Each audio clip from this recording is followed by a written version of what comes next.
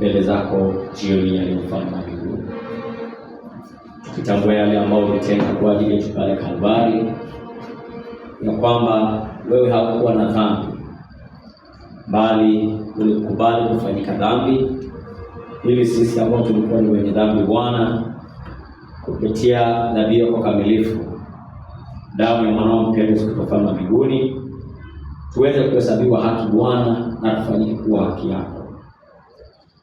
Damu uliyoahidi ya kwamba itapoteza nguvu zake hadi kanisa lako likombolewe kikamilifu, lisiwe na kutenda dhambi tena, Bwana. Tunaomba hiyo damu jioni ya leo ukatuoshe kuipitia, Mfalme wa mbinguni, ukatakase nao, Mungu ishie mbele, Bwana, ili tukapate kubalika mbele zako katika jina takatifu Yesu Kristo. Tukitambua katika hili Baba, tunanyonge, tunadhaifu, mpendwa kamani. Hata mchana wa leo ni mengi ambayo tumetenda kinyume na mapenzi yako, kupitia kuwaza, kupitia kutazama, kupitia kuhisi ndani mwetu kutoka mbinguni, kusikiliza na kunena, mpendwa kamani. Tunategemea hicho kijito cha utakaso, Bwana. Tunategemea damu yako, Mfalme wa mbinguni, ikatutenganishe Baba na maovu yote ambayo tumetenda kupitia hizo njia, Mfalme wa mbinguni, katika jina takatifu la Bwana Yesu Kristo. Ili Mwokozi, kama kuna chochote miongoni mwetu cha kuzuia uwepo wako, Mfalme wa mbinguni, katikati yetu na wewe mpendwa amani, hiyo damu yako Bwana ikakiondoe katika jina takatifu Yesu Kristo, Mfalme wa Mungu ishie milele, Bwana. Na Roho wako Mtakatifu haja akabadilishe mazingira mahali hapa, mpendwa amani, na akainua kila nafsi kuingisha katika ulimwengu wa rohoni ndani ya Yesu Kristo, mahali ambapo ulitubariki na baraka zote za rohoni, Bwana, na ukatufanya kuwa washirika hizo baraka katika jina takatifu la Bwana Yesu Kristo. Sisi ambao ulitujua Bwana na ukatukusudia, Mfalme wa mbinguni, kuwa washirika hizo baraka, Bwana, tukazishiriki jioni ya leo katika jina takatifu Yesu Kristo, tukiomba Roho wako Mtakatifu akapate kuwa Bwana utangulizi, akapate kuwa wazi, Bwana, miongoni mwetu, Mfalme wa mbinguni, kutenda kusudi na mapenzi yake, Bwana, ndani mwetu, katika jina takatifu la Bwana Yesu Kristo, aliye mfalme na mkombozi wetu, Mungu ishie milele, Bwana.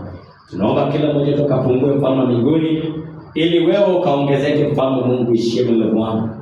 Jinsi ulivyofungua fahamu za mitume na ukafungua macho ya kiroho, mpendwa zamani, baada ya kufufuka kwako, Mfalme wa mbinguni, tunajua Bwana, tangu ulipofufuka unaishi milele na hata milele, mpendwa zamani. Na maana ni wewe yule jana, leo, kesho na hata milele. Njoo ukafungue fahamu zetu, njoo ukafungue macho yetu ya kiroho, mpendwa zamani, Bwana, katika jina takatifu Yesu Kristo, tukapate kuyafahamu maandiko, Baba, na tukapate kuona katika mpangilio wa neno lako, Mfalme wa mbinguni, ukitenda, Bwana, mapenzi yako kwa utukufu wa jina lako, Mfalme wa mbinguni. Walio njiani wakija, tunawakabidhi mikononi mwako, Baba, wote ukawafunika kwa damu yako, mpendwa zamani, na ukawalinde na ukaharakishe nyayo zao, Bwana, ili tukaweza kubarikiwa pamoja kwa utukufu wa jina lako. Hata Bwana, wale ambao watafika, tunawakabidhi mikononi mwako, Baba, ukawafunika kwa damu yako, ukawalinde, Mfalme wa mbinguni, na kwa njia yako ya kipekee tuwatembelee, Bwana, na ukawanenee na sifa na utukufu zinakurudie. Tunakuenzi na kukuinua, tunakubariki, maana ni Mungu, katika jina takatifu Yesu Kristo tunaomba hizi baraka na kuamini. Amen. Bwana wabariki sana. Amen. Bwana wabariki sana. Amen. Tunaweza kupatia Bwana wetu Yesu Kristo makofi. Asante. Bwana Yesu Kristo. Amen. Asikia mimi chorus, can't you see why I'm so happy? I have accepted the word of God. Hallelujah. The revealed word that was opened by the prophet of Malachi 4. Tunaposimama katika jina la Yesu Kristo. Hallelujah. Can't you see why I'm so happy? Have accepted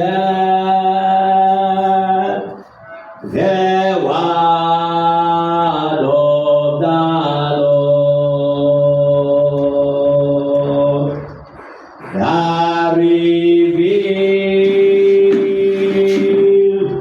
word that was spoken by the prophets of Malachi. Oh, can't you see? Can't you see why I'm so happy? Have accepted the word of the Lord, the revealed word that was spoken by the prophets of Malachi. Oh, can't you see? Can't you see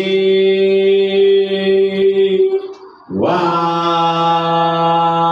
I'm so happy?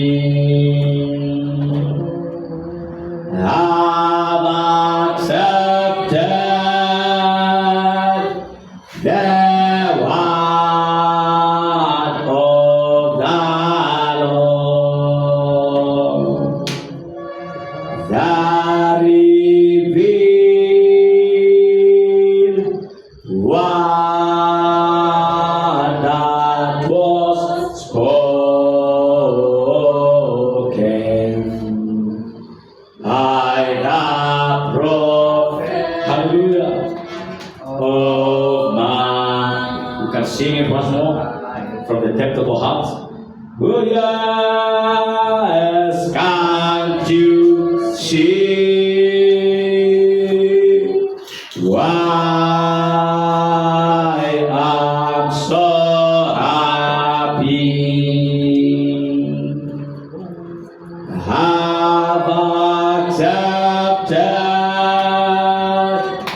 the word of the Lord, the revealed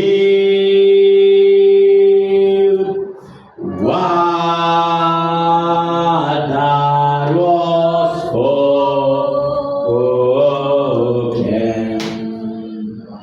by the prophet of Malachi. Hallelujah. He has opened our eyes. He has opened our understanding. And now we can understand the scriptures. Hallelujah.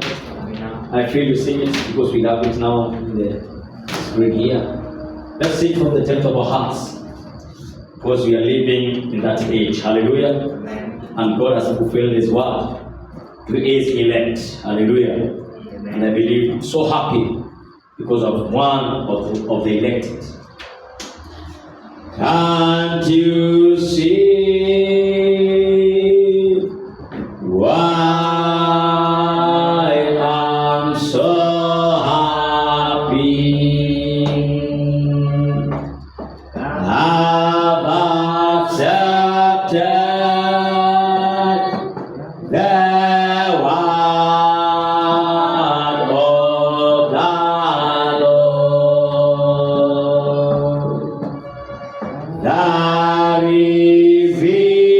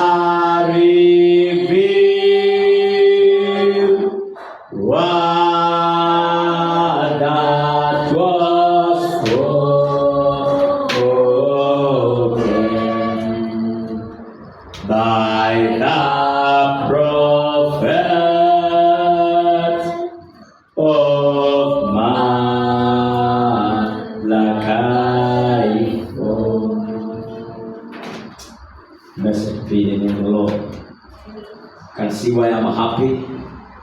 I have accepted the word, the revealed word of the Lord that was spoken by the prophet of Malachi 4. Blessed be the name of the Lord. And it is sure and clear after this pod, after him, there is no other prophet. Blessed be the Lord. His message was to forerun his second coming. Blessed be the Lord. Let's sing song number 9. Songs of worship. Tuimbe wimbo tunamkaribisha neno katika jina la Yesu Kristo. Hallelujah. Amen. Song number 9. Feeling so much better. Talking about this good old way. Hallelujah. It's not a new way. It's a good old way. Blessed be the Lord. Feeling so much better. Talking about this good old way. I'm feeling so much better. Talking about that. And so let's go. Oh yes, talking about this good old way. Let's go. Talking about that. Oh yes, I'm feeling so much better when I am talking about this good old way.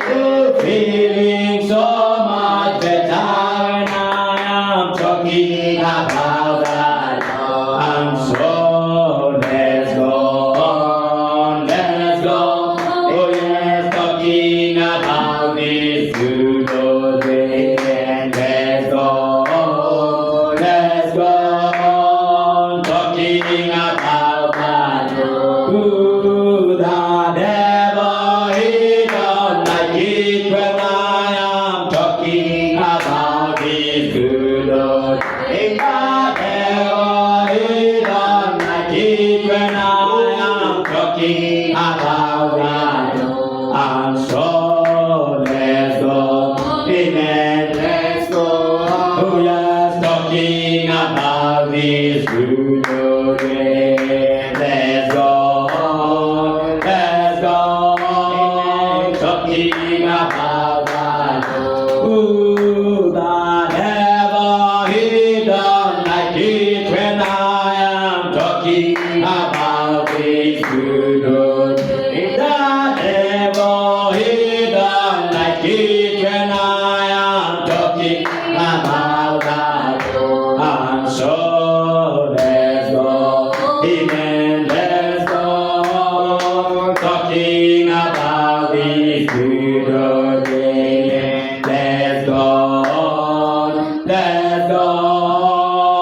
Talking about that. Ooh, I'm feeling so much better when I am talking about this good old way. I'm feeling so much better when I am talking about that. My brother, let's go. Oh yes, let's go. Talking about this good old way. Oh, let's go.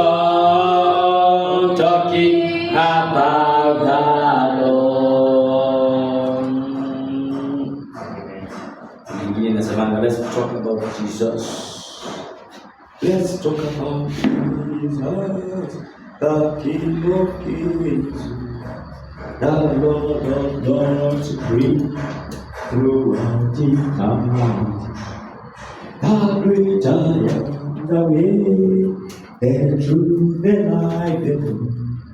Let's talk about Jesus more. Amen.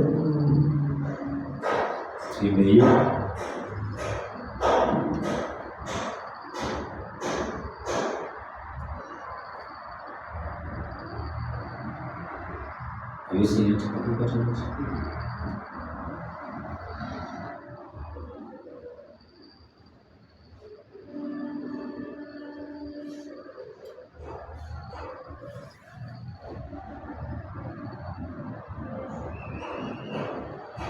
Let's talk about Jesus.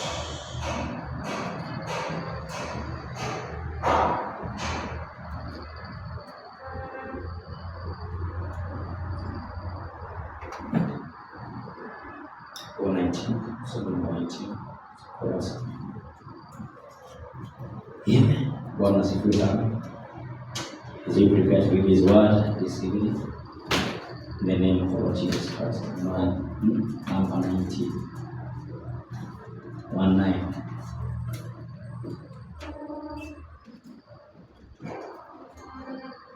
Amen. Amen.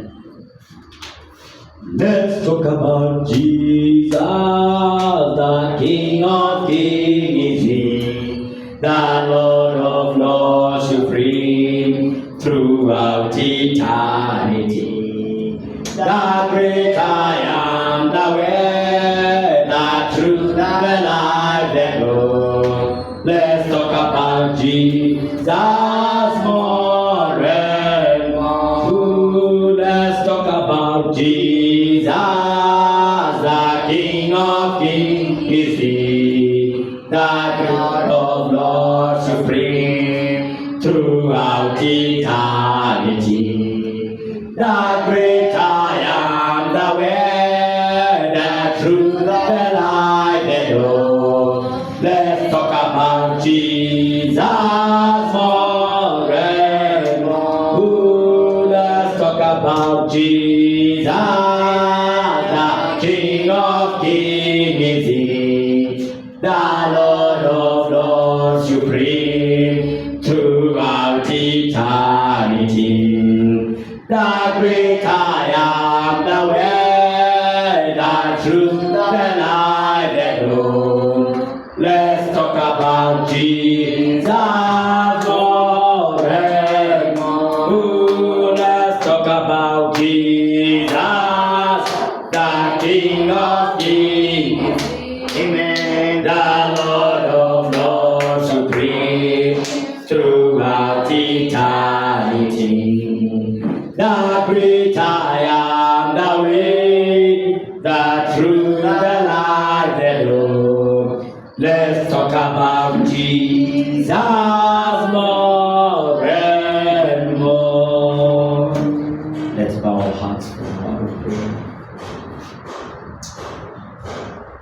Baba wetu mpendwa Yesu Kristo, ni wewe yule jana, leo, kesho na hata milele. Wewe yule ambaye wakati wowote unazungumziwa, unajiunga Bwana na wanao kuzungumzia mpendwa thamani, na unakuwa pamoja na mpendwa thamani. Bila ambavyo ulitenda kwa Kleofa na rafiki yake, tunaomba pia Bwana ukatende kwetu jioni ya leo, katika jina takatifu la Bwana Yesu Kristo.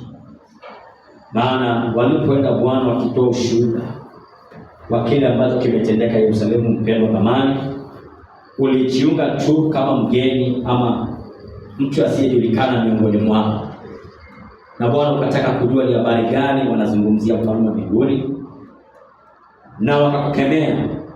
Mbali ulipo hata kuwazungumzia ufalme wa mbinguni, ulijifunua kutoka Musa, yote Musa alionena, Zaburi na manabii wote, mpendwa thamani. Na wakati ulipokuwa ukitenda mambo yale yote, mioyo yao iliwaka. Na tunaomba wewe uliye jana, leo, kesho na milele, mfalme wa ajabu, uje ukatuteke mateka kila mmoja wetu ufalme wa mbinguni. Ukaniteke mateka mimi ambaye ni mnenaji wa neno lako, mfalme wa mbinguni, hata msikilizaji wa jioni leo, mfalme wa ajabu.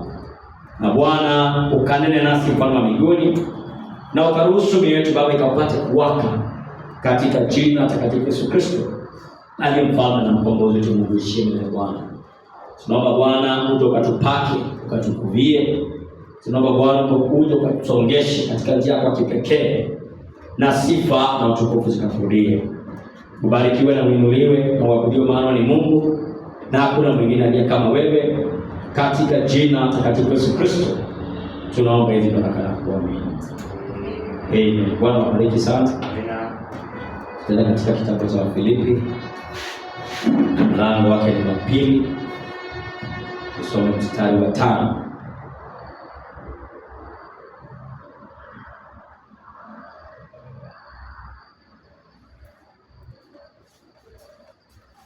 Katika jina la Bwana wetu Yesu Kristo.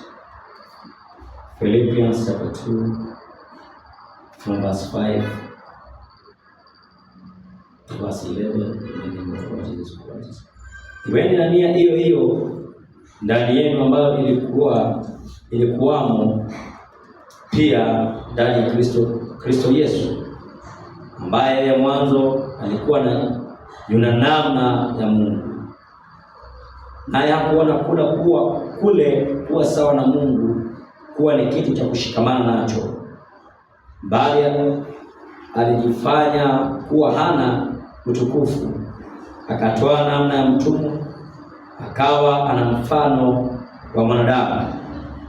Tena alipoonekana ana umbo kama mwanadamu, alijinyenyekeza akawa mtii hata mauti, naam, mauti ya msalaba. Kwa hiyo tena Mungu alimwadhimisha mno, akamkirimia jina lile lipitalo kila jina, ili kwa jina la Yesu kila goti lipigwe, la vitu vya mbinguni na vya duniani na vya chini ya nchi, na kila ulimi ukiri ya kuwa Yesu Kristo ni Bwana, kwa utukufu wa Mungu Baba. Bwana bariki somaji wa wake. Waweza kuketi katika jina la Bwana wetu Yesu Kristo. Bwana asifiwe sana. Nikawakaribisha kila mmoja wenu katika ushirika jioni ya leo katika jina la Bwana wetu Yesu Kristo. Amen. Amen. Yes, sister yetu pale Kabila, we welcome you so much. In the name of Lord Jesus Christ. Hallelujah. Amen. Therefore, taking your privilege just to come and worship with us and to be in fellowship with us, be sure it takes a sacrifice. One as a person, also every one of you was sacrificed to come and to be in fellowship this evening in the name of Lord Jesus Christ. One as a person, on last Sunday or Wednesday, we are taking 2 subjects that they are almost parallel, Sunday and Wednesday. One as a person, because on Sunday we are speaking about the origin of the church. And now on Wednesdays we speak about the spiritual identity, our true spiritual identification. One as a person, our true spiritual identification. One as a person, and we have gone a lot about this, but I want just as I go touching here, touching there, I know a child of God is picking something. One as a person, sababu maandiko yanasema hizo siku zitafika ambapo ni hapa kidogo pale kidogo, kanuni juu ya kanuni. Bwana asifiwe sana. Mstari juu ya mstari. Bwana asifiwe sana. Na Mungu ataongea na watoto wake. Bwana asifiwe sana. And we are in that age. Bwana asifiwe sana. Where we are taking the loose ends of the Bible. Loose ends. Bwana asifiwe sana. Tunazikusanya na tunaona picha moja kamilifu. Bwana asifiwe sana. Are we together? Amen. Tunaishi wakati ambapo tunachukua kipengee hapa, kipengee pale, na kipengee pale, na kipengee mahali pengine, lakini vipengee hivi vyote zinatupatia picha moja ya Bwana wetu Yesu Kristo. Bwana asifiwe sana. Ama picha moja ya kanisa lake. Maana kumbuka Agano la Kale ilizungumzia kuhusu Yesu Kristo. Bwana asifiwe sana. All the way from Moses, all the prophets, Bwana asifiwe sana, all the Psalms, hallelujah, all the way to Malachi, it was one picture of the Lord Jesus Christ. Bwana sifiwe sana. Ndio maana unaposoma kuhusu Musa, alikuwa mfano wa Yesu Kristo. Haiko jingaza? Sio kama unashika hiyo. Unaposoma kuhusu Musa, Bwana sifiwe sana, na hadithi ya maisha ya Musa ilikuwa ni kivuli cha nani? Cha Yesu Kristo. Hapo together? Unaposoma kuhusu Yusufu, Bwana sifiwe sana, na vile maisha yake yalikuwa ni kivuli cha nani? Cha Yesu Kristo. Yakobo kivuli cha nani? Cha Yesu Kristo. Bwana sifiwe sana. Wana wa Israeli wote, Bwana sifiwe sana, na manabii wote wa Agano la Kale walikuwa ni kivuli cha Bwana Yesu Kristo. They were a shadow, Bwana sifiwe sana, of the Lord Jesus Christ. In other words, they were all typing Jesus Christ. How together? Walikuwa wote ni mfano wa Yesu Kristo. Kwa hiyo Yesu Kristo alipokuja hakuwa mfano wa yeyote. Yeye alikuwa ndio taswira kamili, picha kamili. Aligetika. Bwana sifiwe sana. Kwa hiyo Yesu hakuwa mfano wa Musa, Yusufu na wale wengine. Hao ndio walikuwa mfano. Kuja kwake Yesu Kristo ulikuwa ni utimilifu. Was now the real picture. He was not typing anybody. Amen. Are you getting this? Bwana sifiwe sana. That's why he had full spiritual identification of himself, because he was not typing anybody. Kama unanishika, Musa aliangaza kuzaliwa kwa Yesu Kristo. Bwana sifiwe sana. Angalia hapa, Musa anazaliwa wakati ambapo kunazaliwa Farao ambaye heshimu nani? Amtambui Yusufu. Hawitogether? Na anasema watoto wote kuanzia miaka ngapi? 2 kurudi chini wa uwao. Kuja wakati wa Yesu Kristo. Anazaliwa wakati wa Herode. Bwana sifiwe sana. Mamajuzi walipoenda wapi? Yerusalemu. Herode akajua kuna mfalme amezaliwa na wakataa kujua na hiyo nyota ilitokea wakati gani. Akajua kumbe hao jamaa wamekuwa katika safari miaka ngapi? 2 wakienda kuabudu mtoto ambaye ni mfalme.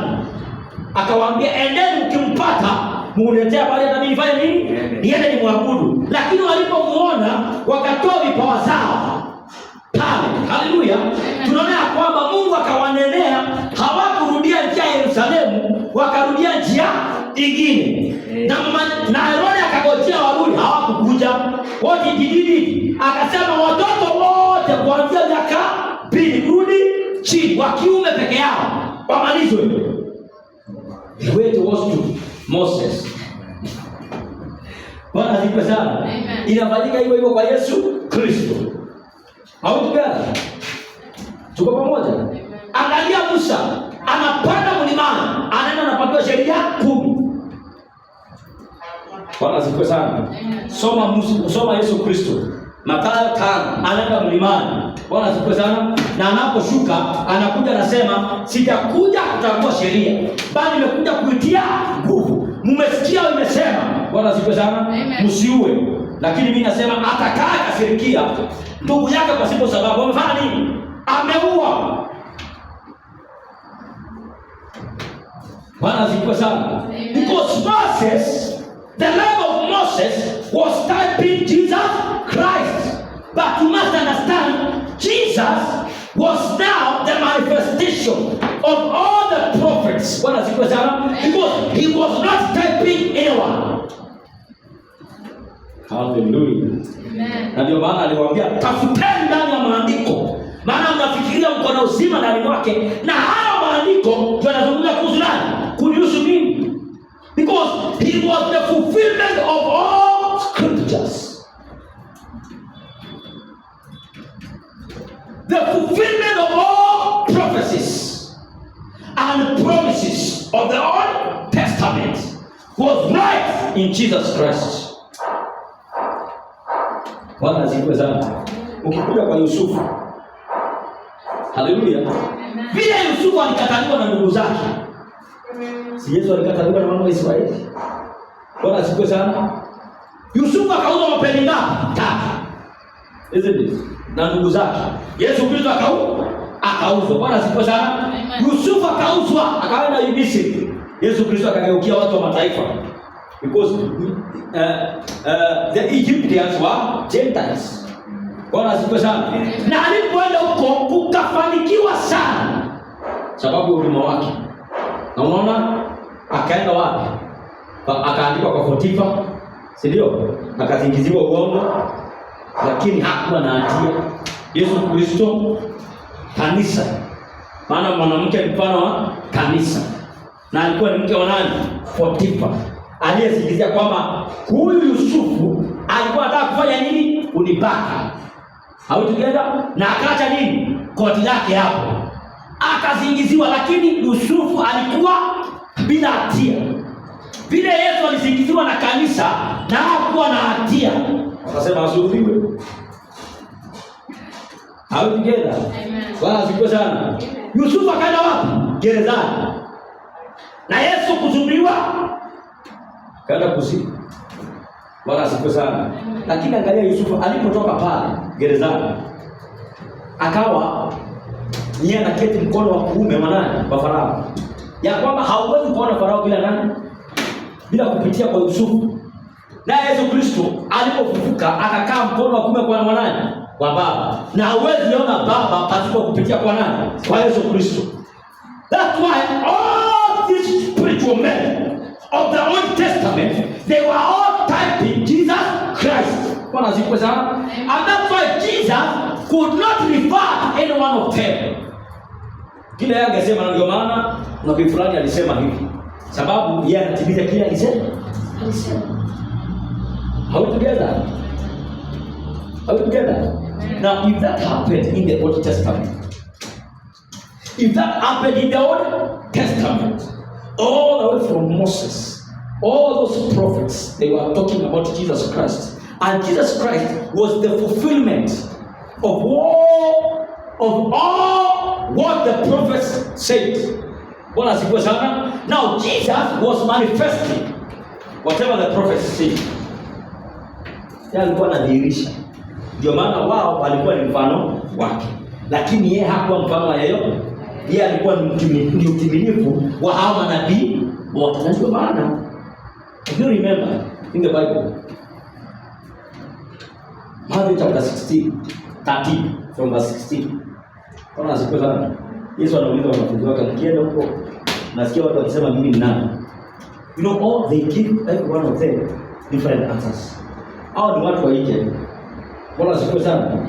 Sababu si hao mitume walikuwa na contact na wao.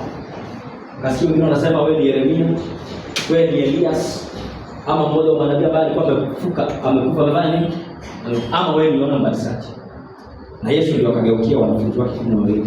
Angalia hapa. Hii yote walipeana ya kwamba wewe ni Yeremia, wewe ni Elias, wewe ni mmoja wa manabii, wewe ni Yohana Mbatizaji. Bwana asifiwe sana. Because the other part of the revelation of Jesus Christ is, walikuwa na sehemu ya ufunuo. Maana wangeangalia katika huduma ya Yesu Kristo waone huduma ya Elia. Maana pia Yesu alikuwa na huduma ya nani? Ya Elia. Au tukienda wangeangalia katika maisha ya Yesu Kristo waone huduma ya nani? Ya Yeremia. Sababu Yesu Kristo katika huduma yake ungeona sehemu ya huduma ya nani? Ya Yeremia. Bwana asifiwe sana. Wangeona huduma ya mmoja wa manabii, sababu wakiangalia manabii wote na huduma ya Yesu Kristo, wangeangalia waone huduma ya nabii fulani kwa ndani ya Yesu Kristo. Lakini akageukia wanafunzi wake, akawauliza, na nyinyi unasema kuwa mimi ni nani?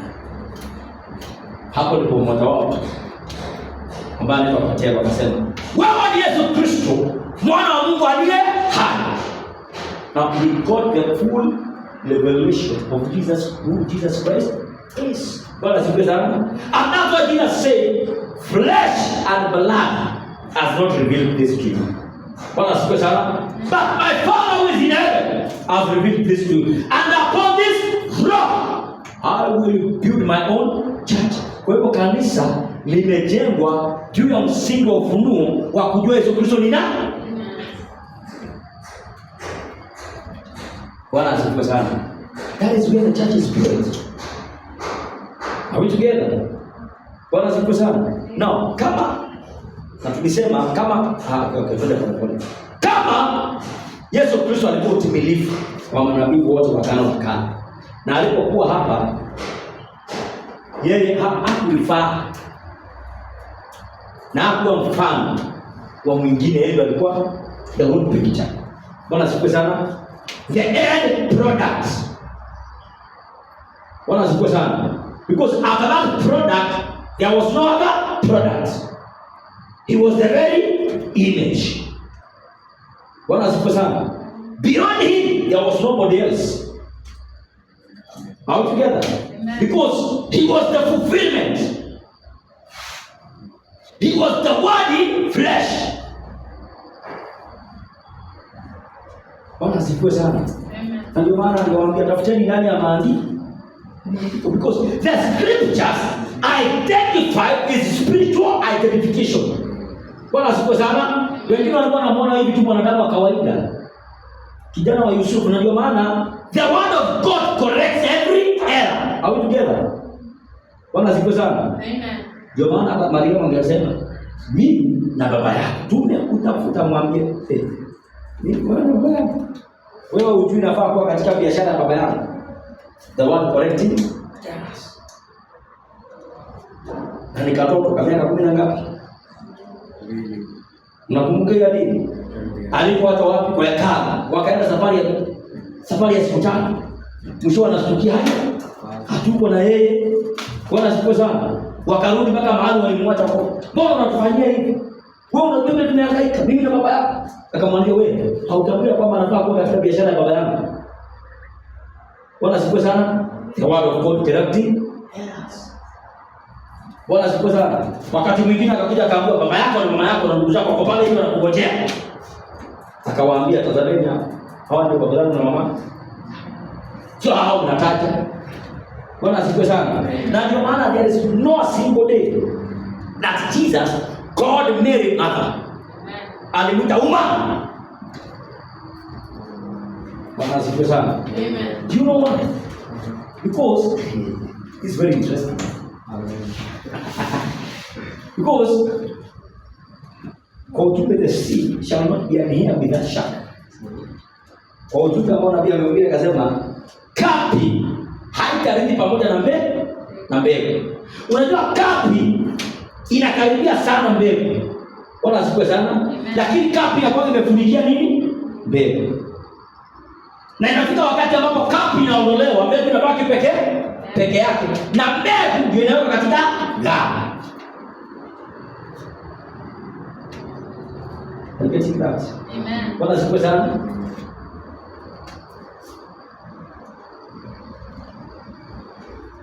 Inakaa kwa interesting, so nataka niangalie tena mstari leo. Bwana siku sana. Are we together? Amen. The shark. Is it the shark? Will not hear with the sea. The sea shall not hear with the shark. Bwana siku sana. Amen. Now, hii safari ya hii mbegu ilianza pale. Bwana siku sana. Amen. Abrahamu akapewa ahadi na Mungu ya kwamba kupitia mbegu yako ulimwengu wote utafanya nini? Utabarikiwa. We are in Genesis chapter 12. Bwana siku sana. Through your seed the whole world or the whole nation will be blessed. Bwana siku sana. Now the promise was between Abraham and Sarah. Bwana siku sana. And when God gave the promise, Abraham believed. Blessed be the Lord. Amen. And that's why Jesus Christ is the spiritual mtoto wa kiroho wa Abraham kupitia imani. Bwana siku sana. Amen. Are we together? Hallelujah. Yeye ni mtoto wa kiroho wa Abraham kupitia nini? Imani. Ndio maana ilibidi Mariamu awe na imani ya Abraham. Bwana siku sana. Ndio aweze kupokea neno la Mungu, aweze kuzaa nini? Mtoto wa ahadi. It was the faith of Abraham. Maana Abrahamu hakutilia shaka kuhusu ahadi ya nani? Ya Mungu. Bwana asifiwe sana. Na tunaona alipopewa ahadi, now get this right please. Alipopewa ahadi, yeye aliamini. Na ahadi ilikuwa ipitia kwake na nani? Na Sara. Si ni kweli? Amen. Lakini Sara mfano wa kanisa. Because a woman is a type of out together. Yeye akatilia shaka ahadi ya Mungu. Ndio maana wakati wote Mungu yeye anakuanga sawa, shida inakuanga sisi ambao ni kanisa. Hakuna wakati Mungu ashaitilia shaka neno lake. Wewe na mimi ambao ni kanisa lake, zidi ndio tulifanya nini? Kutilia shaka neno lake. Bwana asifiwe sana. Amen. Ndio maana Abraham hakutilia shaka ahadi ya Mungu. Bwana asifiwe sana. Amen. Ndipo Mariamu Sara akamwambia usichukue Hagar mtakazi na utapata mtoto wa huyo mtoto. Unatafanya nini? Utafanya kuwa ahadi. Bwana asifiwe sana. Amen. Hautokee. Na ni kanisa ikichukua ahadi ya Mungu ipe dhehebu. Nashida hiyo. Kanisa ikichukua ahadi ya Mungu ipatie nini? Dhehebu. Ili dhehebu izalishe mwana wa ahadi. Ulatu waka. Bwana asifiwe sana. Amen. Hautokee. Na ahadi ilikuwa very fresh. So na ndio maana ukipanda mbegu, the final stage ya mbegu ni nini? Ni mbegu nyingine. Bwana asifiwe sana. The final stage ni mbegu nyingine. So Hagar became a carrier of this seed. Bwana asifiwe sana. Amen. But a type of a denomination. So let's say the people Lord. Sisi kama tunakubali. Tunaelewana kweli. Bwana asifiwe sana. Ndio maana alizalisha kitu cha kimwili. Alizalisha mwana wa Abraham, lakini kupitia mwili wa Abraham, si wa ahadi. Bwana asifiwe sana. Because Ishmael was an heir through flesh. Bwana asifiwe sana. Na unajua dhehebu kile kinazalisha, dhehebu alizalishangi neno la Mungu.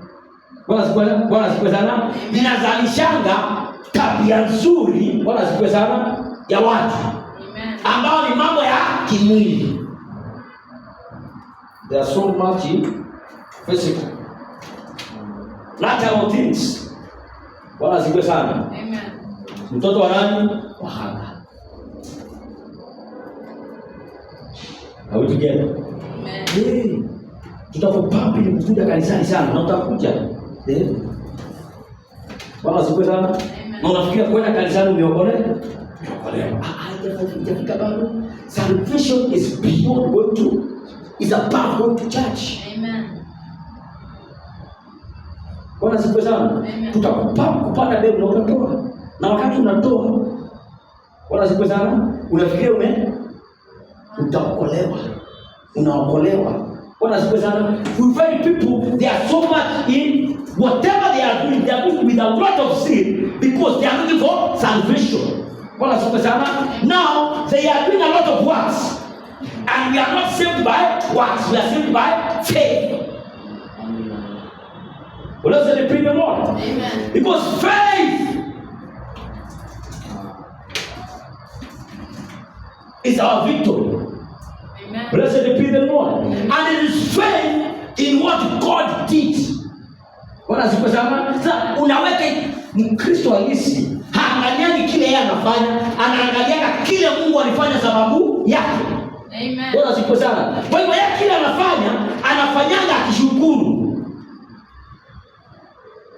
Haleluya. Sababu anajua ameokolewa kwa neema. Bwana asifiwe sana. Kwa hivyo Hagar akazaa Ishmaeli kimwili, na dhehebu lote linazalishana watu ambao wako wanapitia mambo ya kawaida. Ujana watachana, tujenge kanisa. Hata Mungu atatoa plot yake yote. Lakini anafikiria akitoa anapata fimbo kwa Mungu. Au together. Apata wokovu. Bwana asifiwe sana. But remember, it is a carrier of the seed. Because remember, now get this right. Abraham is the one who has the seed. Bwana asifiwe sana. Now the right seed going to the wrong womb.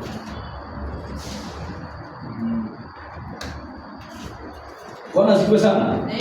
Mbegu ambayo ni halisi, mbegu ambayo ni sahihi, lakini inaingia katika tumbo ambayo ni makosa. Bwana asifiwe sana. Amen. Kinachozalishwa ni kile cha kimwili tu.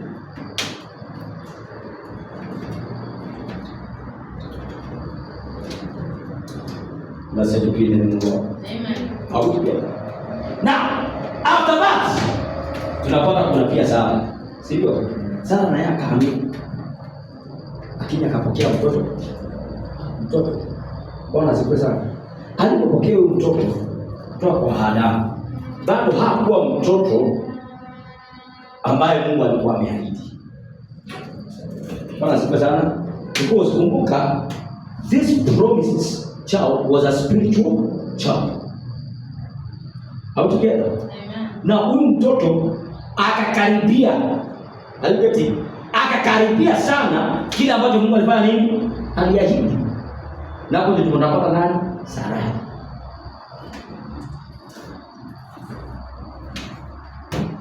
Bwana asifiwe sana. Na akaanza kunaacha yule mtoto na ile mambo yote. Bwana asifiwe sana. Vile ambavyo kanisa lina grow, lina advance. Sasa we were in justification. Kanisa kwanza neno lilikuja, the just shall live by faith. How together? Bwana asifiwe sana. Because the church of today is not typing in a church. All other women in the Bible, they were typing the church. They are our types. Bwana asifiwe sana. So we are not typing in a church. Amen. We are now the reality of the church.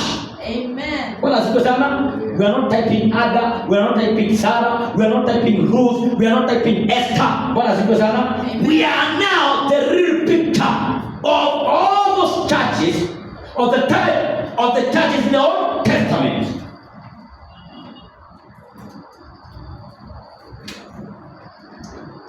Bwana asifiwe sana. Amen. So the church today should produce the word. Amen. Bwana asifiwe sana. Mwanzo tunaposema kanisa, tunaongea kanisa kawaida na kanisa mtu binafsi. Kile ambacho unafaa uzae leo ni neno la Mungu maishani mwako. Au together? Amen. Bwana asifiwe sana. Amen. When you are walking, you are written a epistle. Read of all men. Bwana asifiwe sana. So we see after Sarah, who next? Tunakuja, Bwana asifiwe sana, all the way mpaka kwa Mariamu. Mariamu ilikuwa above what Sarah was. All together? Because now she never met the man. She believed the word of God. But remember, she was not the seed. Ni mbegu sasa imepandwa, Bwana asifiwe sana, na imeanza kuchipuka. Si kweli? Amen. Ikichipuka, sinaanza kuzaa kubwa. Na inaanza kubwa ndio mwisho ndio gani? Sisi sikiangi hiyo status. Kiswahili. Bwana asifiwe sana. So inamea, si kweli? Na inaanza kukua. Unajua ule uhai ambao ulikuwa pale kwa mbegu, unafanya nini? Unaendelea kukua. Bwana asifiwe sana. Inafika to another stage ambao ni tassel. Bwana asifiwe sana. Kumbuka ni ule uhai bado unafikia kwa tano, unapanda tena unafikia kwa shaka. Kapi. Na ikifika kwa kapi unaona ni kama ndio mbegu yenyewe. Na unajua ungefikiria Mariamu was now the real seed. Lakini kumbuka yeye bado yeye alikuwa amefunikia mbegu. Yeye alikuwa amebeba mbegu. Bwana asifiwe sana. Amen. Hallelujah. Yeye alikuwa amebeba nini? Mbegu, lakini yeye hakuwa mbegu yenyewe. Bwana asifiwe sana. Na unajua hizi hatua zote zimebeba uhai ambao unatengeneza mbegu. Are we together? Amen. Si ni kweli? Bwana asifiwe sana. Kwa hivyo hii uhai Aga alibeba mbegu na uhai ukapita kwake. Ukakuja mpaka kwa nani? Kwa Sara. Na sasa umepita njia yote mpaka kwa nani? Kwa Mariamu. Na Mariamu anaonekana ni kama kabisa yeye ndio yeye. Sababu gani? Na hivyo kwa mtakazi wako. Na akaanza kupata mimba kwa nguvu za Roho Mtakatifu. Lakini kumbuka, akipata mimba kwa nguvu za Roho Mtakatifu, ungeona ya kwamba yeye ni kama ndiye hiyo mbegu. Lakini yeye ndo amebeba mbegu. Amen. Yes, sio mbegu. Bwana asifiwe sana. Mbegu iko ndani mwake, ambaye ni Yesu Kristo. Bwana asifiwe sana. Na ndio maana kile tunahitaji leo. Bwana asifiwe sana. Ni hii mbegu, si bwana kapi. Yanikiwe jua, mwana. Neno la Mungu, wanikiwe neno la Mungu. Haleluya. Umbichi wote uishi. Umbichi wote fanya nini? Uishi. Udhihirisho kama mbegu. Bwana asifiwe sana. Na unajua bila baba nimekuambia Yesu Kristo ndiye alikuwa ana type anybody in the Old Testament. Bwana asifiwe sana. He was now the fulfillment of all the scriptures, of all the prophecies in the Old Testament. The same way is the church today. Bwana asifiwe sana. That's why I've told you we are not typing in the church.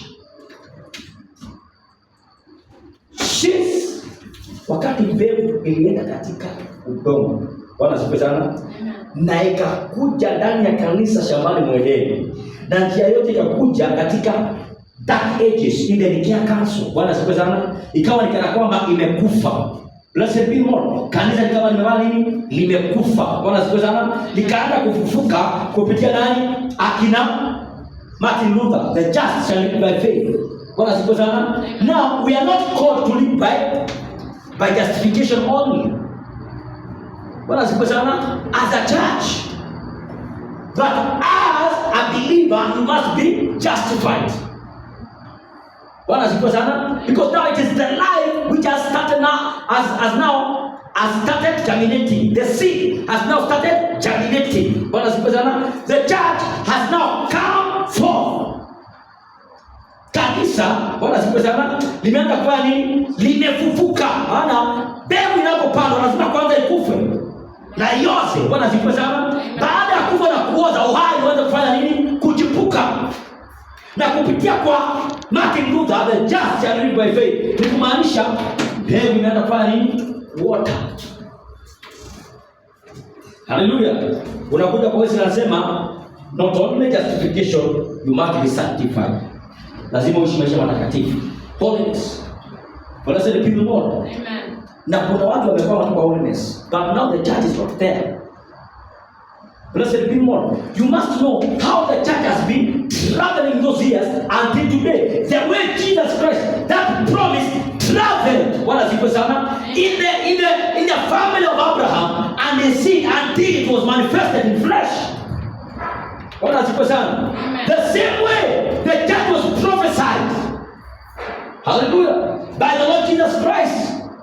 Blessed be the Lord. And the church has been also traveling through the 7 church ages. Ndio maana wiki iliyopita tulisema namna gani? We are at the end of church ages.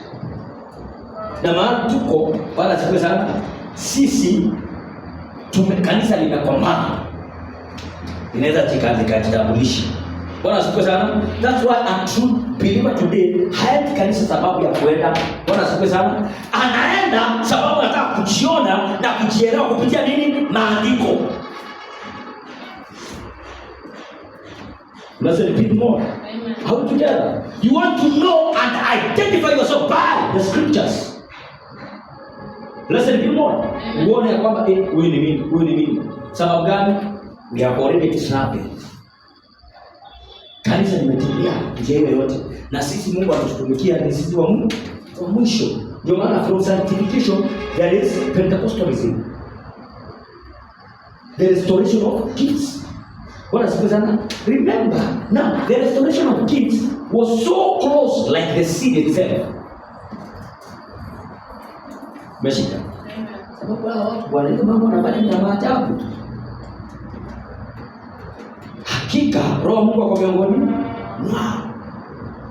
Bwana siku sana. Imekaribia sana mbegu yenyewe, lakini ni kapi. Bwana siku sana. Ndio maana wakati kapi wakati imejifunga, ukifungua hakuna kitu ndani. Bwana siku sana. Au tugeza? Lakini tayari imeachiliwa mbegu. Bwana siku sana. So ile mbegu ipewa Mungu ifanye nini?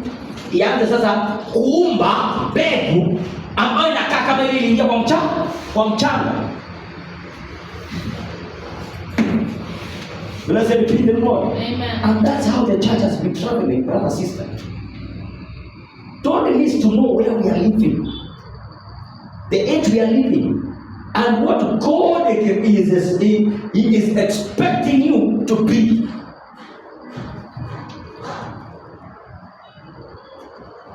Now the big area is here because the problem, people denominated.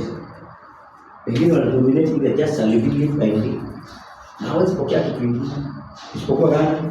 Lakini waliokuwa teule walitoka hapo wakaamini hiyo na wakaongeza kufanywa nini? Kutakaswa. Au together. Na walipoongezewa kutakaswa, wengine wakaamini kutakaswa na kuhesabiwa haki. Kuna wale walibaki huko. Au together. Ni vile wana wa Israeli walipokuwa wakitembea kutoka nchi ya Misri, walikuwa na nchi yao ya ahadi. Bwana siku sana. Au together. Na wakiwa katika jangwa walikuwa wanakula kitu kinaitwa manna. How together? Manna is a type of the word of God. How together? And God in the beginning allotted word for every age. Mungu alitenga neno kwa ajili ya kila kizazi. How together? Na ndio maana hao wana wa Israeli kila siku Mungu angeonyesha manna fresh. Hawakuwa wachukue wajiekee. Maana ukijiekea asubuhi yake ilikuwa imeoza. So kesho wategemee Mungu awapatie maana nyingine. Bwana siku sana. Kesho kudu wategemee maana nyingine. Bwana siku sana. Na walilishwa mana jangwani yote. Bwana siku sana. Na kwanza safari yao kutoka Misri tayari hiyo ilikuwa ni hatua ya kuhesabiwa haki. Bwana siku sana. Lakini walipoingia jangwani walikuwa wanalishwa mana. Bwana siku sana. Because we are sanctified by the word of God. Amen. Tunasafishwa na tunaoshwa na neno la Mungu. Na ndio maana kila siku kulikuwa na maana yake. Bwana siku sana. Na kanisa tangu litoke katika Yesu Kristo na likaanza safari. Bwana siku sana. Haleluya. Limekuwa likipewa neno na kila wakati. Bwana siku sana. Ndio maana leo ukitegemea neno ambalo lilikuwa ni la jana, unakula neno ambalo limefanya nini? Tayari limegoshiwa. Liko na nini? Lililo nini?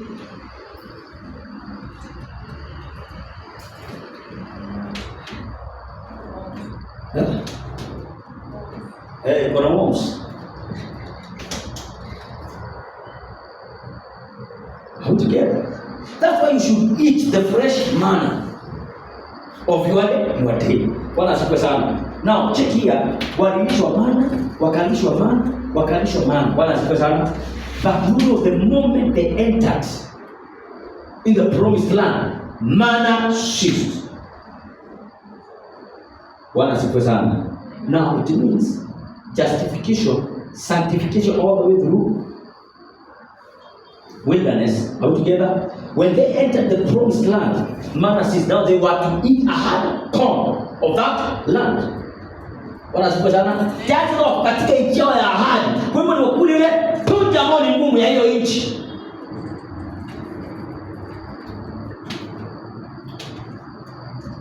Bwana siku sana. Na wakiwa katika hiyo nchi nini inafanyika?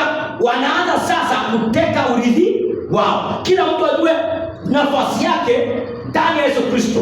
Nafasi yake katika nchi ya ahadi. Bwana siku sana. Vile ambavyo wewe leo unafaa ujue nafasi yako ndani ya neno la Mungu, nafasi yako ndani ya Kristo. Amen. Sio ndani ya kanisa. We are part of the church. Bwana asifiwe sana. And that's why we saw that young man who was climbing the same steps. Bwana asifiwe sana. Alipofika pale mwisho, what did he see? He saw his reflection from the mirror. Bwana asifiwe sana. Na akifanya hivi, kijana mmoja kwa kioo anafanya hivi. Akitingisha koti, yule anafanya nini? Atingisha koti. Anashindwa, huyu ni nani? Anakaa kama mimi. You know, he got an revelation. Alipokea ufunuo hapo mara moja. Amen. Bwana asifiwe sana. Na akasema, mama, that is me. Huyo ni mimi. Bwana asifiwe sana. And we must grow until to the point where you can check yourself by the mirror of the word, because the word of God is our mirror. Amen. Bwana asifiwe sana. And until you can say, I can see myself. That is me. Amen. Bwana asifiwe sana. Sababu gani? Wakati unasonga unaona neno linasonga. Ukisonga neno unafanya nini? Linasonga. Mpaka uone haya, huyo ni mimi. Sababu gani? We are not typing anybody. Oh man.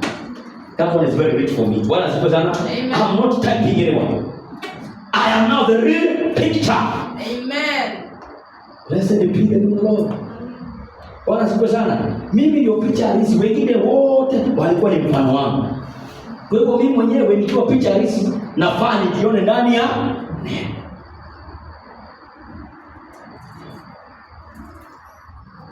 Blessed be the Lord. Amen. How together and we are that 7 people now. Huyo watu wa saba. Amen. Bwana asifiwe sana. Mahali hapa kanisa limekomaa. Blessed be the Lord. Na ndio maana hata ndani ujumbe usiende tu mahali popote. Bwana asifiwe sana. Jua mahali ambapo unaweza enda na ulishwe neno ambalo linakuonyesha nafasi yako, because kuna wale ambao ni kapi ndani ujumbe. Amen. Where we go? Are you getting? There are people who are denominating the message, but the message will never denominate, because the message will become the bride.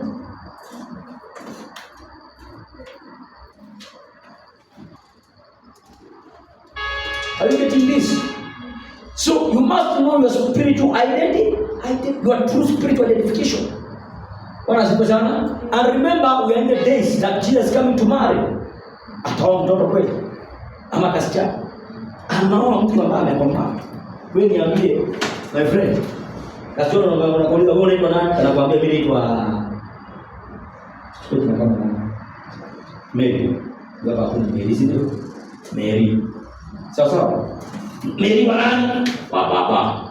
Atiyo ndio nao. Ni kama kazi. Bwana asifiwe sana. Ni mtu ambaye atakwambia mimi naitwa Mary. Bwana asifiwe sana. Mary wa Kimani. Bwana asifiwe sana. Amen. Yes. Na ukimuuliza na how do you know yourself? Anakuambia niko na kitambulisho. I got my identity. Bwana asifiwe sana. Sio mimi tu kujijua na nyumba yetu. Hata serikali na wala nini. Bwana asifiwe sana. Amen. Na huyu Yesu anakuja kuwa bibi harusi ambaye ako na kitambulisho cha neno ya kwamba hata jamii yote ya mbinguni inamjua. Amen. Because tumezingirwa na wingu la ushahidi. Waebrania 12. Bwana asifiwe sana. Are we together? Are we together? Amen. Mama. No, kanisa limetoka huko. We are perfect. Bwana asifiwe sana. This is a place where you can identify your character by the word of God. Amen. Bwana asifiwe sana. And whatever you do, you want to see, is it the word or is not the word? If it's not the word, you know, this is not my character. And you start shaping your character by the word of God. Amen.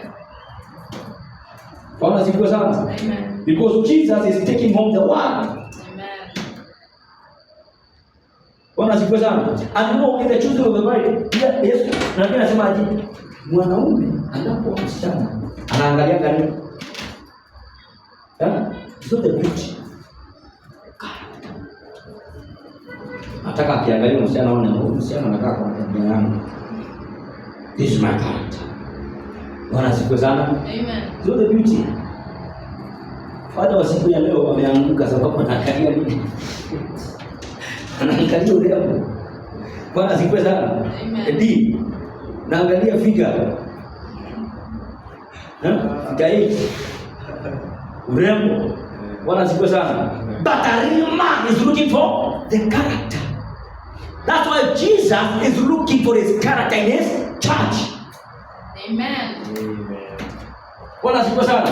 And if Jesus is the one, he is looking for the character of the what? Character. Bwana asifiwe sana. Mahali ambapo anaweza angalia sema, that is my character. Bwana asifiwe sana. Are we together? And that's why Jesus, tunapomalizia, prophet give a story of this young man. This young man was in the age of marriage.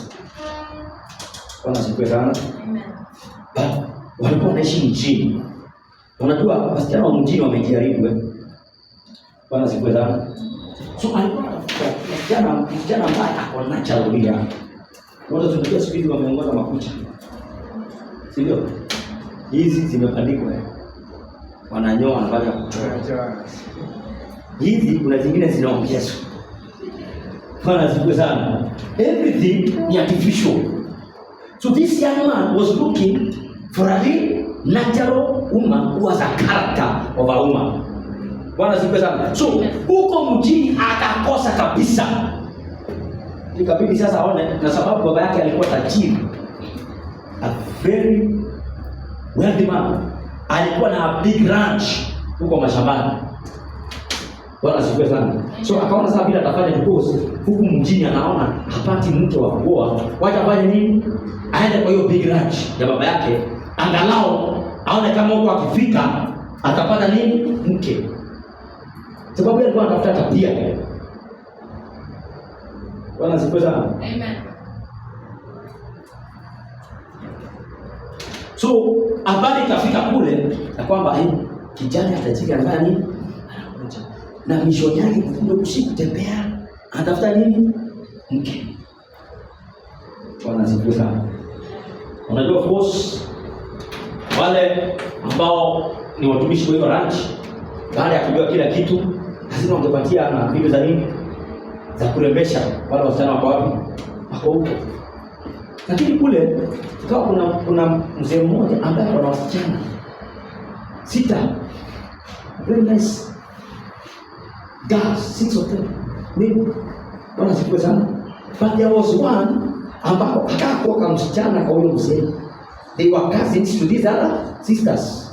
To these others. Bwana siku sana. Cousin. Now, hao wengine wote walipojua hiyo wakajua basi sasa hapa ni mshindano. Lazima mimi nifanye nini? Niolewe. So sasa ni wao wanaanza kupafanya nini? Kushindana, ku outshine kila mmoja mwingine. Bwana siku sana. Amen. So kila mmoja angetafuta style ya walking style. Mavazi anavaa, anajiangalia kwa kioo masaa yote, anafanya hivi, anaongeza hii kucha, anafanya kila kitu sababu amepewa everything. Cha kujipondoa, cha kujirembesha, wamepewa. Lakini akili kakaambia na wewe kwanza usiku wewe hapo usitokee. Wewe unakaa hivi tu. Utakuwa wapi? Huko. Wewe utapika, wewe utakuoshea na kushughulikia kila kitu. Si ndio kitokea huko. Kaka kazi kabisa. Sawa. Bwana asifiwe sana. Wakanunua high shoes and all those things. Sababu si ni kutafuta vile kila mmoja anavutia nani? Kijana ya tajiri. Unasema nipite nao. Amen. Kijana tajiri alipofika, usiku ambao alifika na akaanza kutembea huko. Hakuna kwa. Mwisho lizime. Kile nimeacha huko ndicho kimejaa wapi? Sasa mimi tafanya namna gani? Akasikia kwa so low. Ako so discouraged sababu ya hiyo hali. Bwana asifiwe sana. Amen. Siku ya kwanza, siku ya pili, kila mmoja anajaribu kujipendeza, kujifurahisha, kila kitu. Bwana asifiwe sana. kujaribu kumvutia, do the best, kufanya the best what he can do, she can do, bwana siku sana, do at least a win favor. Lakini akienda kama asubuhi yake, alikuwa ule msichana yeye alikuwa on duty, kuosha mavyombo machafu, bwana siku sana, kushughulika kusafisha kila kitu, bwana siku sana, anashughulika hiyo mambo yote. Sasa akiwa anatoka kwenda kumwaga maji, kumbe hii jamaa ilikuwa inamwangalia baada kwa hapo, akatokea jamaa mara moja huyo kijana, kijana amelala hapo busy, akienda kutoa maji anasikia kwa unani anasimama leo, mara moja maji kuangusha pa, akashtuka akaangusha maji, akawa saa hawezi ongea, nothing can do, she can do, akaambia hapana, sio unaitwa nani, kaanza kuchoka. Bwana siku sana, kaanza kuchora chini na kuhesabu vidole na kukula nini, akitetemeka. Akamwambia baba, mimi haina haja unijue, sababu kuna wale wakaamua hapana, mimi tangu nikuja hapa nilikuona wewe.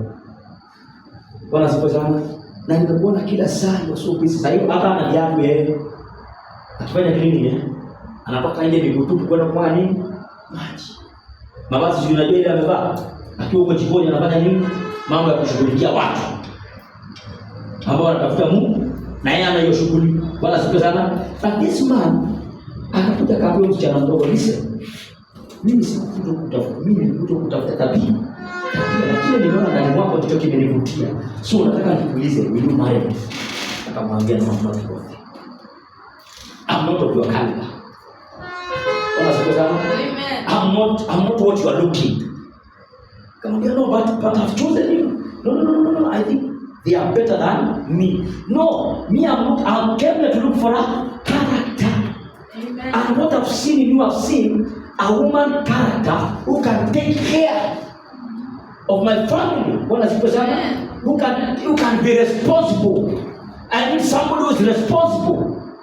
What does it mean more? So I'm not looking somebody who is like that way. No. So you have attracted me.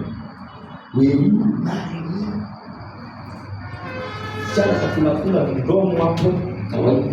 Bwana siku sana. Lakini mwisho akapewa pesa. Akaambiwa na mwaka ujao wakati kama huu nimekupoza, so unakuja kukuchukua kwani ni kuoe. Bwana siku sana. Now this young man aliacha wale wengine wote akaendea mgani? Sababu gani? He was looking for a character, a natural woman, a person who is responsible. Bwana siku sana. Alikuwa ametoka naita hii mambo mengine hii, because you see mtu anajua sasa kujilembesha, tuongee tu serious. 2 hours 3 hours utapika nini? Bwana siku sana. Mtu mega kazi unasema hivi zaidi 6 na kufua nguo ni 500. Kufulisha nguo ni 500. Yaani kucha ziko na bei kuliko kufanya nini? Si kweli sisters? Tabidani kweli. Ziko very expensive. Hizo kucha ukilinganisha na kufua nguo. These are very expensive. Zinakula 5k 4k na kufungua nguo ni 500. Sasa wewe ni karibu 6k ifulie nguo wewe lipa 500. Mvui afanye nini? Akuji. Bwana siku sana. Zinachukua. Akikuja nyumbani hadi kukupikia, anapikia bwana na chips na kasmoki na kambuka moja kakuta kwa microwave mara moja. Wewe hapana. Tunasema pinde more. Now this man was looking for a character. Hallelujah. Na hapo akapoza yule msichana mdogo mwenye alikuwa amepuuzwa, anaonekana hafai, hana tabia, yaani kwa wengine he was rejected. hawezi akapendeza. Amen. Bwana asifiwe sana. But yeye ndio alikuwa na tabia ambayo ilifananisha na kijana tajiri. Bwana asifiwe sana. Amen. Unajua hiyo ni mfano tu Yesu Kristo. Amen. The way today churches are trying to shine each other. Are you with the point? Makanisa leo tunajaribu kutokuoshea ile. Hii na cheni. Lakini kanisa la Kristo linatafuta tabia. Bwana asifiwe sana. Amen. Are we together? Na wakati ulipofika msichana akaamua tafuta vazi la harusi. Kwa hivyo ilikuwa ni kazi ya msichana kufanya kazi. Tafuta vazi la harusi. So every single coin alipata alikuwa na save. Bwana asifiwe sana. Akijua bwana harusi hapana nini? Anakuja. Na akawaambia mimi ndio naolewa, akamwambia anaelewa kama wewe. Sasa wewe ukiangalia, uniangalia unajiangalia ziko kama wewe. Pengine akiwa amepoteza akili. Pengine kama akielewa. Ndio kawaida ndio anaongea. Lakini unajua, lakini hata hivyo alikuwa amepoa. Ndio maana alijua alikuwa na save every single coin. Amen. Hallelujah. To make ready for the dress, the wedding dress of that day. Na siku ilipokaribia na ikafika, alikuwa pale. Sema kuja wanamwambia alikuenjoy. Akaja akakucha. Bwana siku sana. Amen. Alikuja alikuwa akakuja, huyo mtu ni mbaya, mambo mingi, lakini msichana alikuwa bado na patience. Na akangojea mchana mzima mpaka wakati wa jioni. Wakati wa jioni kabisa, wakati giza inaenda kuingia. Haleluya. Hapo ndio alianza kusikia farasi zinakuja. Bwana asifiwe sana. Amen. Akajua what am I here? Yes, come. Bwana asifiwe sana. After all this discouragement, after all this fight, after all this what? I bad all this shame. But at long last, he's doing what? Yes, come. Bwana asifiwe sana. Na alipokuja tu alikuja akamchukua akamweka kwa gari na wakafanya nini? Wakaenda akaolewa, akapelekwa mchini kutoka mashamba. Bwana asifiwe sana. Amen. Sio hadithi tu, ni kanisa. Maana Yesu anatafuta tabia. Bwana asifiwe sana.